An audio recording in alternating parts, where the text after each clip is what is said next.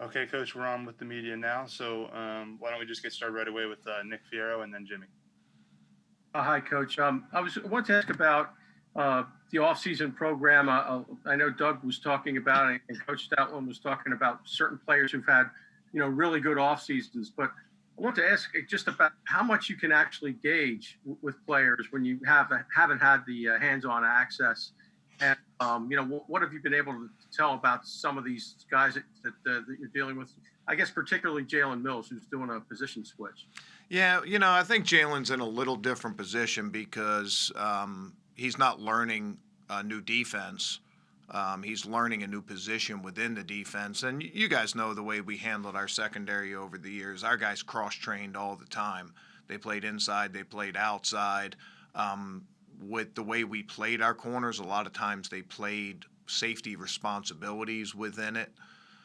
So for a guy like Jalen, I'll just start off right there. His learning curve is nowhere near as steep as a new player or a rookie going through. And obviously, we had the one benefit of this year is we had a lot more meeting time with the players. Didn't get a chance to be on the field with them, as you said, but we had a lot more meeting time with them. So, we were able to look at a lot more film from last year, from the year before, from the year before that. And I think you can get a good feel for guys, whether it's a Jalen Mills changing position or a Parks coming in as a veteran or a Slay coming in as a veteran that's just learning a new set of terminology, or even rookies that are learning everything new scheme, new room, new building, new team, new techniques, all those different things. And I think the other thing is with, the way particularly Ted Rath was able to set everything up. Guys could still prove that they were hard workers. Guys could, you didn't actually put your hands on them, but the hard workers still showed through on all the video workouts and things like that. So, it was different than what we've done in the past or what anyone's done in the past. And maybe there were some things that questions that were left unanswered, but there was a lot of good with it, and there was a lot of things that you could glean from it. Go ahead, Jimmy, and then Martin Frank. Hey, Jim. Darius Slay has sort of prided himself on following the best receiver on the opposing offense, no matter size, speed, skill set, inside, outside, whatever. Do you plan on allowing him to do that? And how do you balance allowing a star corner to do that while also not tipping your hand, like scheme-wise, man versus zone, for example, to the opposing quarterback? Yeah, over the last couple of years, we've taken a lot of strides to try to avoid the tells on our defense, whether it was man or zone. Really started right after, like the week after the Super Bowl when we started meeting before the 2018 season. We saw where people were going with man routes and pick routes and things like that, and said, okay, we're tired of complaining to the officials that we got picked or that was offensive pass interference. So we need to mitigate it ourselves. We need to combat it in different ways. And one of the ways we did that is we didn't, always have corners go over, and we tried to, let guys play inside, outside. It helped us that we had safeties like Malcolm Jenkins and Rodney McLeod, both which were corners in the past. That flexibility went a long way to going. So, there is that. But when you acquire a player like Slay, who has that skill set and can match a receiver, it adds a different layer to it. So now you guys that play nickel are going to need to be able to play outside corner also, because every time Slay lines up at the nickel position, it's just too easy to tell if the only time he's in there is man to man. So I don't know that it's going to be it's going to be 100% all the time thing. Maybe it's a particular game. Maybe it's 50% of the games. Maybe it's 75% of the games that Slay is matching a particular receiver. But you will see that from our defense. And in order to do that, it's not just on Slay to know inside and outside, which we have a very good comfort level with and feel like he can do that. But now it's going to put all of your corners, your safeties, and your nickels just a little bit more into, they have to be a little bit more multidimensional. If Slay lines up at the nickel needs to be able to line up at the outside corner, and you need to be able to play man and zone and blitz from that same look. So it's something we'll get ready for in training camp. And we'll probably just, let him pick a guy in the huddle, because we really won't know who the offense will have out there. But pick a guy, we'll practice it, and then, it'll just be a game plan decision on a weekly basis. Number one, if it's a who, and then number two, if it's, if we're going to match that week. And, we'll sort of play it from there. We're really excited about having him. I had Steph Gilmore early in his career in Buffalo, and Steph matched everybody last year with the Patriots and was all-pro player and fantastic. He wasn't ready for that early in his career when I was with him in Buffalo, but Slay is a guy that is sort of at the same point, has done a lot of that in the past, and it won't be anything new for him, and really excited to have him. And I think it's going to add a different dimension to our secondary. Thanks, Jim. Go ahead, Martin, and then John McMullen. Hey, Jim. I was wondering what led to the decision to move Jalen Mills to safety, and who does that leave to start at the opposite side, from Darius Slay at corner? Well, that's what, the abbreviated training camp that we'll have will decide. There'll be open competition in there. We'll have a lot of different guys. One of the things that has happened to us over the last years is we've had a lot of different guys play because of injuries in the secondary, and that's tough during the season. But what this has done is it's given us a lot of different options, guys that have played a lot of different football. So there's one, but. I think with Jalen, we've seen things from him that match the safety position. He's tough. He'll tackle. He has range. He has instincts. We like his vision at that position. And we've seen players in the past sort of transition that same way, whether it's a Malcolm Jenkins who we had experience with. I think you see it across the league. Matthew has done it, has sort of transitioned from a corner nickel to now being a nickel safety. And again, a lot of those things Jalen has done in the past. He's done it. He's played the technique when he's been a corner, but he's done those kind of things. And he is an experienced player, a little bit like Slay. He does have a base to work from. So, I think he checked a lot of boxes for us when it came to making that transition. Number one, what he's done in the past, and then number two, what his skill set is for us right now. We're really excited about it. I think Jalen's a good leader for us. He's tough. He brings an edge to our defense, and I think you might even see that a little bit more when he's inside right there at the safety position as opposed to being all the way out on the perimeter. Go ahead, John, and then Zach Berman. Hey, Jim.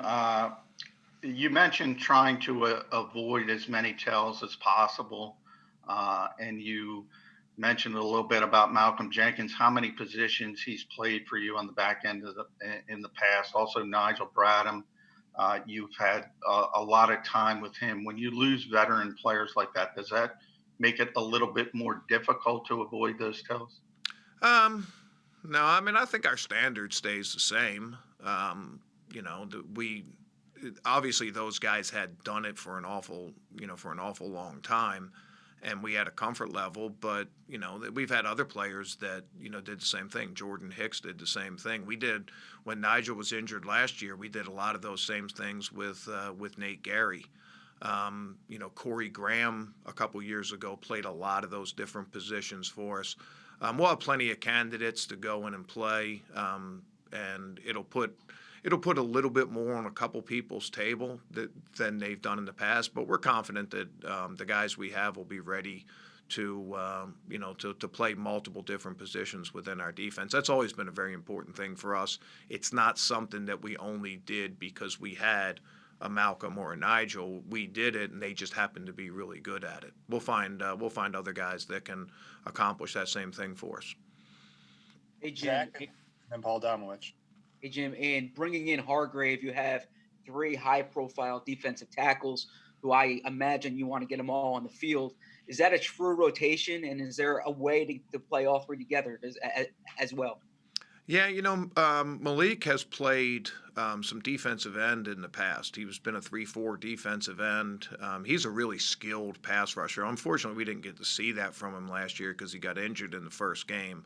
But he's got great use of hands. He's a really smart player, and he's got great length. He's tall and he's long and things like that.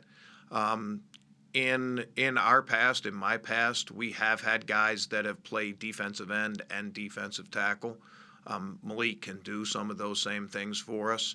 The way we feel here. It's probably been throughout my career, but Howie is had the same sort of philosophy of you never have enough defensive linemen, and it's one of the positions that you do truly rotate players through. It's hard to play that position all the time. People don't understand how taxing it is to lean against 300-pounders and not just one but 2 of them and run to the ball and to play with the kind of effort and the kind of tempo we expect. We're going to have to rotate guys through. It's just the way we're built.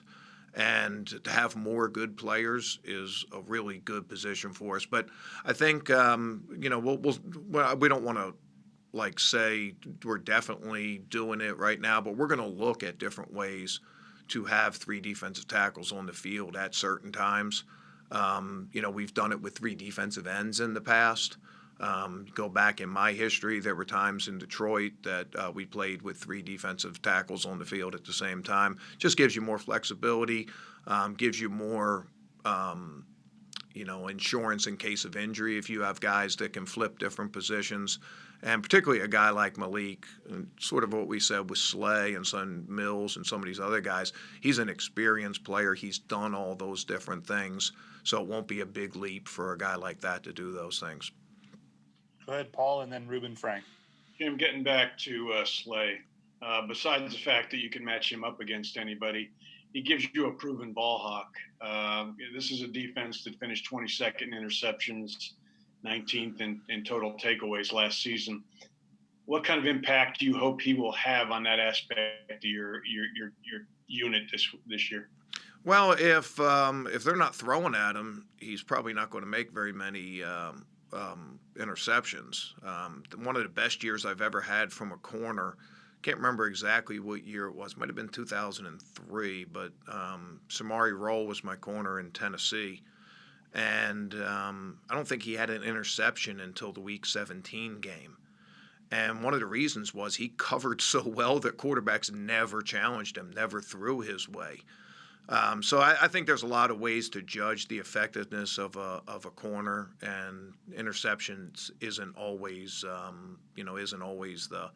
the number one thing. He can do his job by preventing a quarterback from throwing the ball or making the quarterback throw bad passes that are incomplete. Or allowing you to shore up other parts of your defense because he can play a guy. Making tackles. Allowing a completion on 3rd and 7 for 4 yards and making that strong tackle, and the punt team comes on the field. In a lot of metrics, people might not think that was a good play. He allowed a completion, but punt team was coming on the field, and and that's sort of our objective there. Like I said, you guys have heard this from me a bunch of times. On defense, we judge ourselves just by a few things. Number one is points allowed on defense.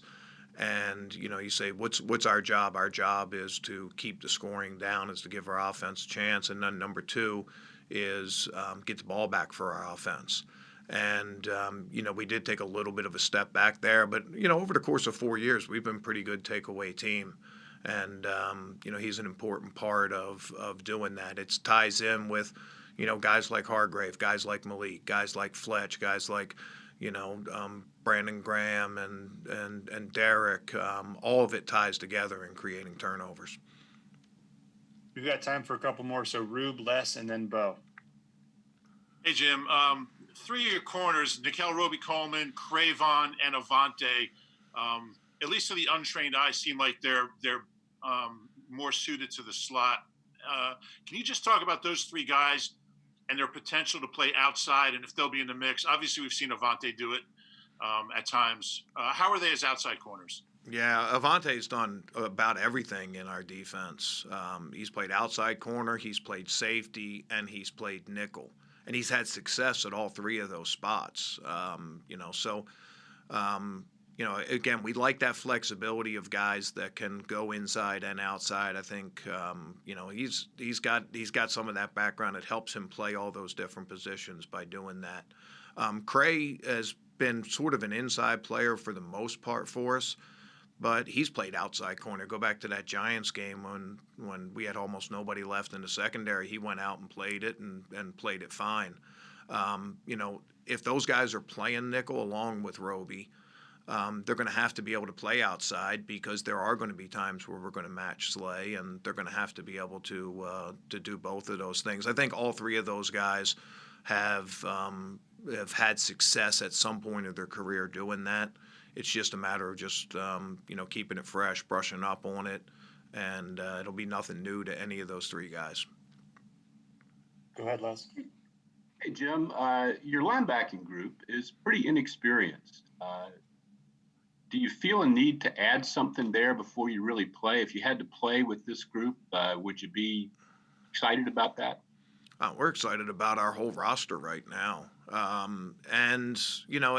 think that as far as household names, maybe there's not a lot of that at that position. But we've had guys that have put a lot of time on the grass and in the meeting rooms in our program. And it's time for us to see those guys play, whether it's TJ Edwards or Nate Gary's already played a lot of defense for us. A draft pick. We have a couple draft picks this year, or even a guy like Duke Riley that we traded for last year. All those guys are in the mix. All those guys, we're excited about. I think that one thing I am really excited about in the linebacker position, adding a guy like Jatavius, adding Davion Taylor, and adding Sean Bradley, we have some real speed at that position.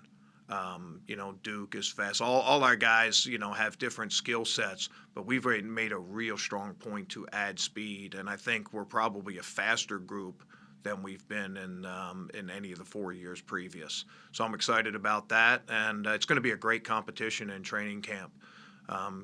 Great opportunities for those guys. We'll come up with the best matchup. We have some young veterans. We have some rookies. I think that, again, it's not a lot of household names there, but we're confident in their ability, and we're really excited about the speed that that group possesses now. Go ahead, Bo, and then we'll get Press Taylor up next. Hey, Jim.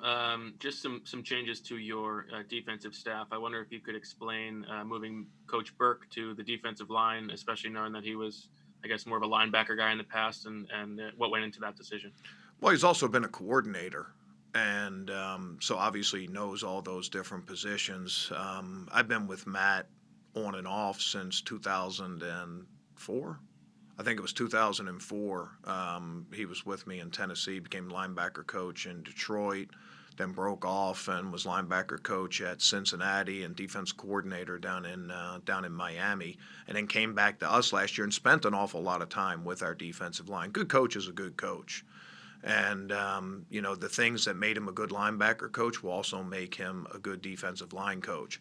Relationships with the players, work ethic, intelligence, passion for the game. I think that you'll see all those things come through with Matt, and I'm really excited about him at that position.